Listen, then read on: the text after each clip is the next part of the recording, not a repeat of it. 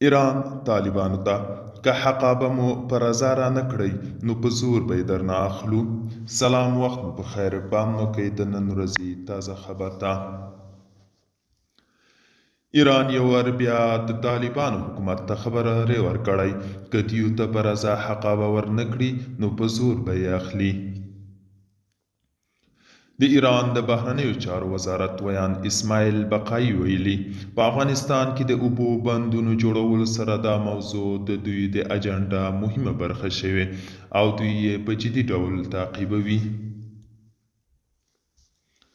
نوموړي ویلي، د چاپیریالي ملاحظاتو، عرفي نړیوالو حقونو او ښه ګاونډیتوب اصل ته په پام باید طالبان دا موضوع جدي وګڼي.